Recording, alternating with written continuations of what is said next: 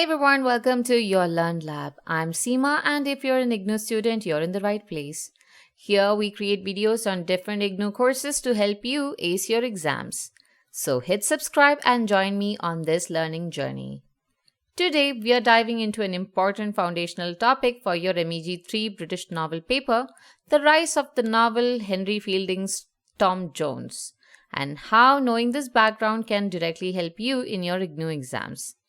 We'll not only see what shaped the early novel, but also why Fielding's Tom Jones is considered a milestone in literary history.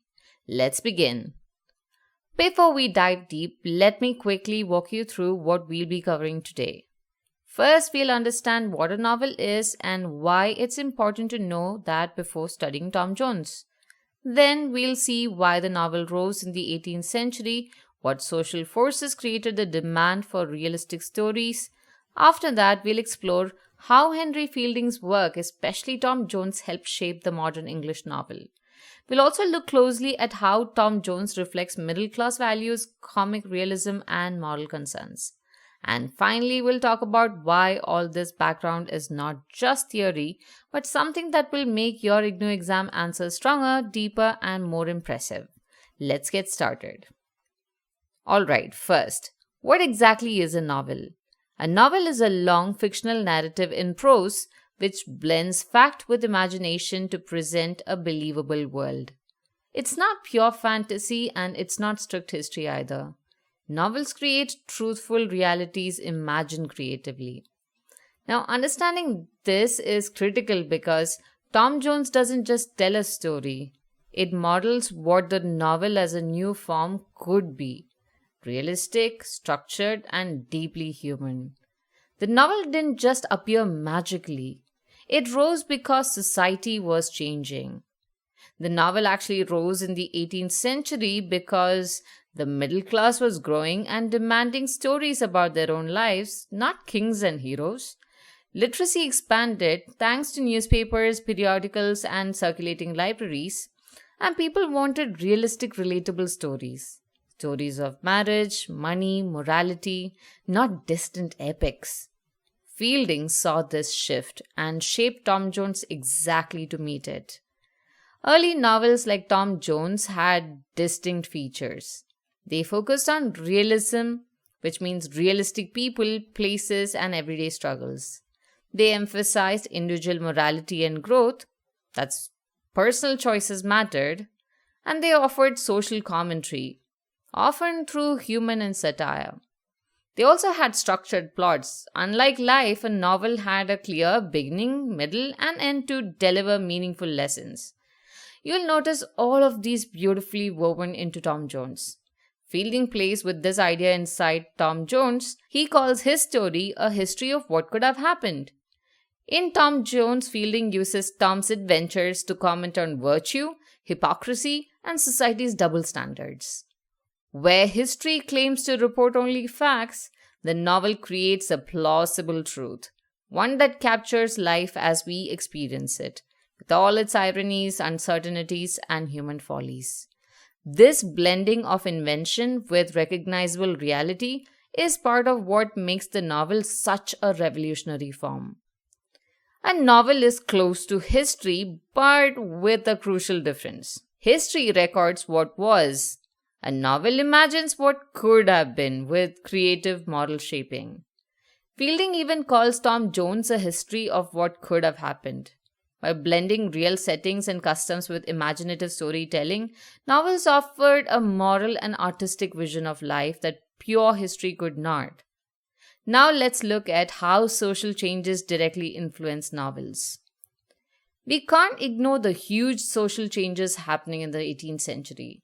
In the 18th century, society was transforming. Cities were growing, industries expanding. Marriage was no longer just an economic alliance, it involved personal choice and love. Women, especially middle-class women, became important readers and participants in public life. A dialogue culture emerged. People valued debate, questioning traditions, and sharing new ideas.